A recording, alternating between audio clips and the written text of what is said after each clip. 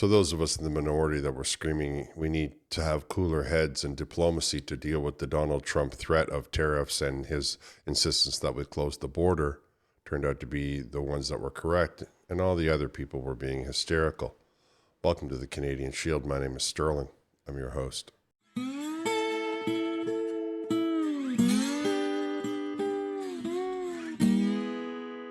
Alberta Premier Danielle Smith went in front of reporters yesterday to talk about the Heritage Fund. Before she did, she spoke to the looming Trump tariffs that are coming February 1st. Of course, she has been saying the whole time that we should be using diplomacy, we shouldn't be overreacting, we shouldn't be trying to threaten, bully the largest economy with one of the strongest militaries on the face of the earth. It's an economic trade war we could never hope to win. And of the far left, as we are all aware, and especially Canadian far left, doesn't respect the border. They believe that everybody should just go hither, tither, willy-nilly. Something tells me that if it was their backyard and people were putting a tent on the other side of the fence, they wouldn't see it quite the same way, but I guess that's a different video. We can say that all of the far left has been trying to inflame the country and talk of using words like war, and how we're going to get even and retaliate. Meanwhile, the conservative voice in the country was saying, listen, we just have to comply. Let's just fix our border. And that's why I imagine where the problem comes, because the Liberal Party doesn't want to fix the border. Had they wanted to fix it, they would have fixed it by now. I'll let you hear some of what Danielle Smith had to say and how it essentially mocks everything that the Liberals have been up to and offers them goodwill and hope that they're trying to accomplish something. But before I make today's announcement, I just want to update the public on some recent conversations I've had with Prime Minister Justin Trudeau, my colleagues on the Council of the Federation, Minister Dominic LeBlanc, and Minister Jonathan Wilkinson. On November 25th, President Trump publicly warned that he would impose tariffs on Canada unless we take action on critical border issues such as cracking down on fentanyl, other illegal drugs, and illegal immigration. And I've been clear from the beginning that we must take President Trump's statements on border security seriously and to take action immediately, rather than focusing on inflaming the issue with rhetoric around retaliation. Obviously, Premier Smith is making a jab at them for their hysterical overreaction and their display or their lack thereof of comprehension of how to solve the problem. The security that has been under the control of the far left politicians in Canada, whether it be in the cities or federally, like nationally, has been nothing but deteriorating for the last 20 years. It's strange that they would try then to run around screaming how it's all going to be a big fight, rather than just try to do something that will solve the problem. Now, she mentioned that Dominic LeBlanc will be going down to the United States to talk to them. And I'll be honest with you, he's a very diplomatic politician. I'm sure there are many things him and I do not agree on. However, his diplomacy he does have in great droves. He's clearly a man who has learned how to talk to both sides of the fence, despite his lifelong friendship with Justin Trudeau and many of the other hardcore fanatics that are currently in power in Canada. Howard Lutnick stated during his confirmation hearing that, quote, if we are your biggest trading partner, show us the respect, shut your border. This is a separate tariff to create action from Mexico and action from Canada. As far as I know, they are acting swiftly, and if they execute it, there will be no tariff. And if they don't, then there will be. Let me say it again. The one thing that we can do this week, in just the next couple of days, to have the best chance to avoid tariffs is to show clear and unequivocal action to secure the border. This should start with the appointment of a Canadian border czar to work with the new American border czar to jointly crack down hard on fentanyl and illegal migrants. But I am convinced, after speaking with dozens of elected U.S. representatives, administration officials, and the president himself, that this is the most important first step. Today, I reiterated this to the premiers, Minister LeBlanc, Minister Wilkinson, and Prime Minister Trudeau, and I hope it is acted on by the end of this week before February 1st. We want to ensure that the American people, along with their president and elected representatives, know that action is being taken on this issue. It's telling that she is able to speak to many of the power brokers in the United States, including Donald Trump himself, whereas others who are calling for drastic measures, who want to run the interest rates back up and who want to run inflation back up by printing money and turn the whole country into some sort of, I don't know, third-rate economy, corporate welfare and all the rest of it, don't have a single clue, and not one of them has gone down and spoken to him himself. Like, nobody except for Danielle Smith has actually been in the room with Donald Trump, at least not since he's made the announcement and not since the inauguration. And she has said that I think it's important that we simply do what needs to be done to secure the border, and the rest of it can be set to the side. Now, unfortunately for us, we don't have a government that's with any function. What government we do have doesn't have any idea what security looks like. They don't have any idea how to secure the border. And those people that are working behind the scenes in the Liberal Party and the NDP, they have visions or intentions that mean if the border is secure, they can't get away with much of what they're hoping to accomplish. Their designs are such that a breakdown of the national structure, of course, this is my opinion, but their designs are such that the breakdown of the natural structure benefits them and harms the rest of us. The one thing we can say with absolute certainty is that all the globalists in the Liberal Party are losing their minds because Donald Trump has turned he's not a globalist, he's a nationalist, right? He wants the problems to be just American, just for the United States.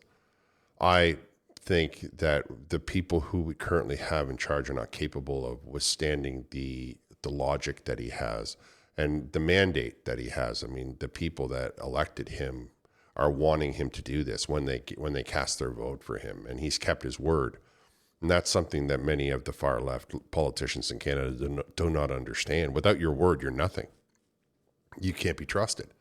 And they have broken their word time and time again.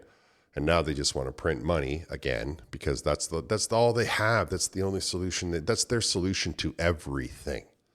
I mean, think about that. That's how they solve every problem they come across. Well, let's just give more billions of dollars towards it, and then that'll all be okay. Hasn't worked out so far.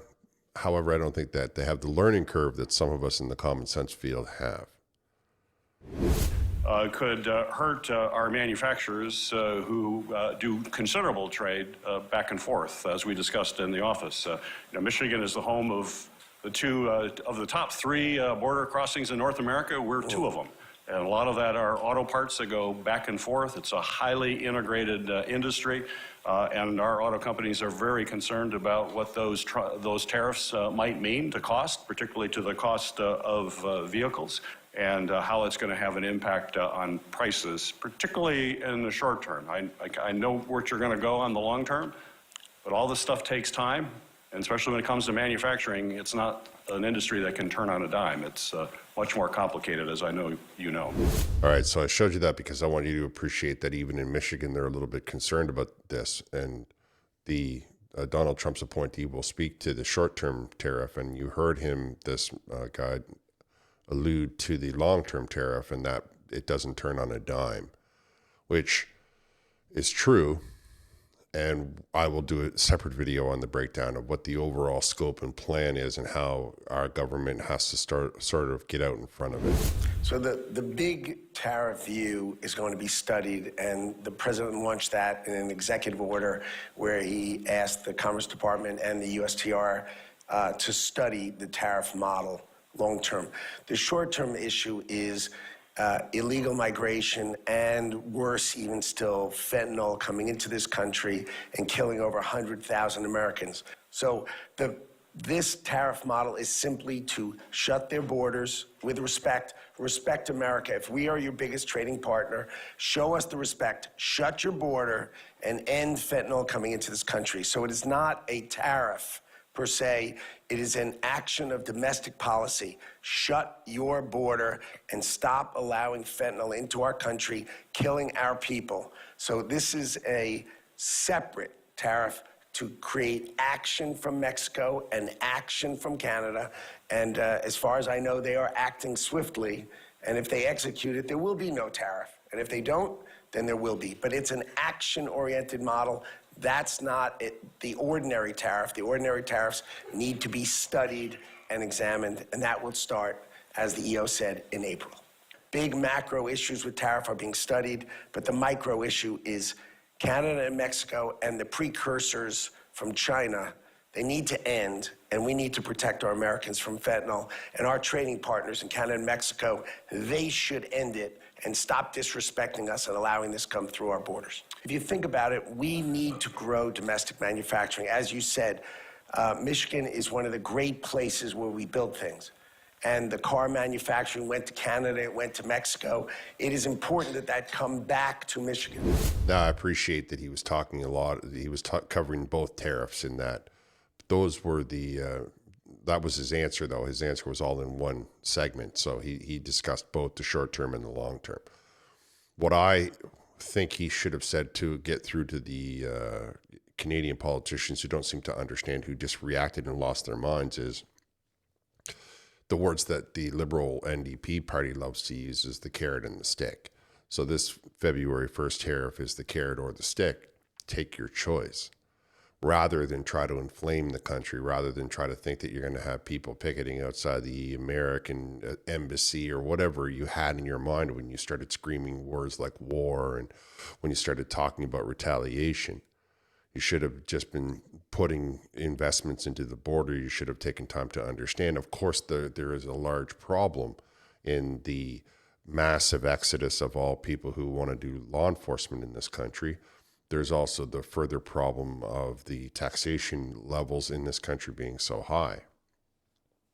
So that means that we have no money to spend on these border issues or military or security issues.